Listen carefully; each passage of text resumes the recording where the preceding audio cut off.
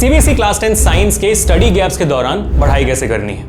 अगर आपको पता है कि भाई 26 फरवरी को आपका इंग्लिश हो रहा है, 27 फेब, 28 फेब, 29 फेब और 1 मार्च आपके पास 4 दिन का गैप है। और जो लोग अभी जागे, हाँ बेटा ये लीप ईयर है तो 29 फेब भी आपके पास है, तो 4 दिन है। इन 4 दिन में एग्जैक्टली करना क्या होता है ये मुझसे बेहतर आप जानते हो, लेकिन मैं आपको बताने वाला हूं कुछ और स्पेशल चीजें जिसके थ्रू आपका जो स्कोर जो है वो ड्रास्टिकली इंप्रूव हो सकता है और आप जितना कमाना चाहते हो मार्क्स उससे ज्यादा कमा सकते हो, खुशी खुशी, फुल मोटिवेटेड, है ना। शुरुआत करते हैं हमारे 26 फेब की रात से।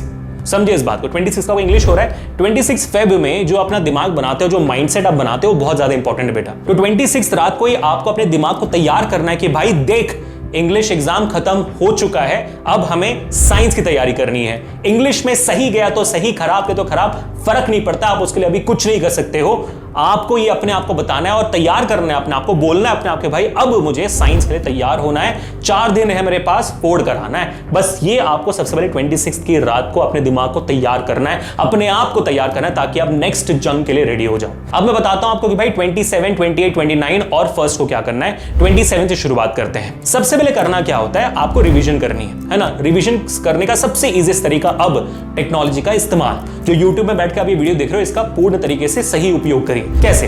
आपने क्या किया, हर चैप्टर का आप ना मिक्स एंड मैच करना। ऐसा नहीं कि भाई फिजिक्स ही करो, केमिस्ट्री करो, बायो करो, क्योंकि होगा क्या फिर कोई एक सब्जेक्ट ढीला पड़ जाएगा। आप मिक्स एंड मैच करिए। फिजिक्स पढ़ लिया, न्यूमेरिकल्स बहुत ज्यादा हो गए तो बायो डाल दो बीच में, बायो करते उधर बोर हो गए तो केमिस्ट्री डालो बीच में, है ना। तो you mix and match, that's absolutely fine. 2 chapter physics, 2 chemistry, 2 bio, सही बैठता है। Mix and match is a very good way to actually score really good marks, है ना। अब बात करते हैं कि भाई 27 को करना क्या है।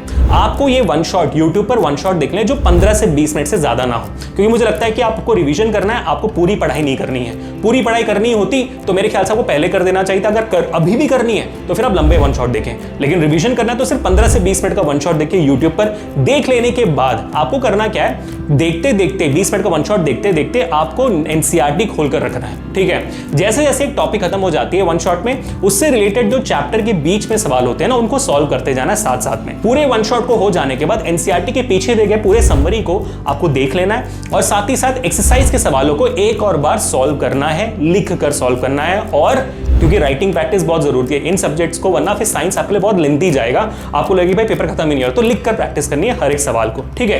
कुछ सवालों को आपको स्किप करना है, लिखना नहीं है तो दैट इज एब्सोल्युटली फाइन, लेकिन न्यूमेरिकल जरूर आप प्रैक्टिस करके ही जाना, बहुत इंपॉर्टेंट होता है। तो इतना ही कर लेने से आपके आराम से 80 से 100% आ सकते हैं अगर आपने पूरे फोकस से किया हुआ है, अटेंशन से किया हुआ है। तो एक भाई काम करते हैं, वो 100% को कंफर्म करते हैं। कैसे? दूसरा मेथड। अब ये हो जाने के बाद आपको करना क्या है, बहुत सिंपल है बेटा। बहुत सारे सवाल बोर्ड एग्जामिनेशंस में रिपीट होते हैं, हर साल रिपीट होते हैं, तो आप पिछले 5 साल के बोर्ड एग्जामिनेशन पेपर को उठाकर सॉल्व करिए चैप्टर बाय चैप्टर।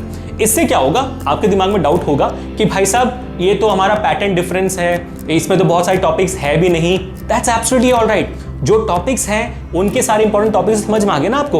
जो टॉपिक पिछले साल रिलेटेड थे और इस साल हैं उनकी प्रैक्टिस आप कहीं और से कर लेना, है ना। सिंपल सी बात है। सो इट्स एक्सट्रीमली इंपॉर्टेंट कि आप पिछले 5 साल के बोर्ड पेपर्स को अच्छे सॉल्व करिए, सारे सेट्स को, ताकि आपका जो कॉन्फिडेंस लेवल है वो भी ऊपर जाए। तो ये एक आपने कर लिया 27 को, दूसरा आपने कर लिया 28 को। अगर इन दोनों दिन कोई बच जाता है कोई चीज तो 29 में भी आप कुछ चीजों को डाल सकते हो, लेकिन 29 और आपका जो 1 मार्च है, इन दोनों दिन आपको पूरी कोशिश करनी है कि आप कम से कम 3 से 4, ज्यादा हो सकता है तो बेहतर, इससे कम नहीं करना, 3 से 4 मॉक पेपर्स को सॉल्व करें। बहुत इंपॉर्टेंट है मॉक पेपर सॉल्व करना। क्यों? आपने पेपर उठाया, क्वेश्चन पेपर, टाइमर लगाया 3 घंटे का, सॉल्व करना शुरू किया। इससे सबसे पहले आपको टाइम मैनेजमेंट समझ में आता है कि कितने वक्त में आप कर पा रहे हो, चेकिंग करने के लिए वक्त बचता है कि नहीं। दूसरा, आपको समझ में आता है कि कौन कौन से टॉपिक्स पे आप स्ट्रांग हो।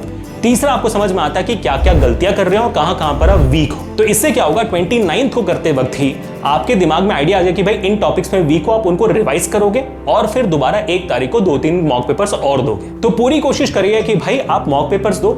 इससे भी आपका कॉन्फिडेंस डिफरेंट लेवल तक पहुंचता है। जब मॉक पेपर में 80 आउट ऑफ 80 आएंगे ना, आपको लगेगा भाई आप तो इस दुनिया के राजा हो। इंटरेस्टिंग व्हेन आई से दिस, मॉक पेपर्स में इतना अच्छा स्कोर कर पा रहे हो तो बोर्ड्स में और अच्छा स्कोर करोगे। बात आ जाती है उसी कॉन्फिडेंस की, है ना। जिस बच्चे का कॉन्फिडेंस डोल मटोल हो जाता है बोर्ड एग्जामिनेशंस भी हिल जाती है। तो बस पूरी कोशिश करिए कि आपका कॉन्फिडेंस आप सबसे ऊपर रखें। बस ये 3 डिफरेंट सिंपल स्ट्रैटेजीज हैं, easiest strategy to score 100 out of 100 in your CBSE class 10 science board examination. और ऐसे पढ़ना होता है आपको स्टडी गैप्स के दौरान। अगर आप रिलेट कर पा रहे हो तो do let me know in the comment section, और सही लगे वीडियो तो make sure to share the video, subscribe to the channel, and next धमाकेदार सेशन मिलते हैं। प्लीज।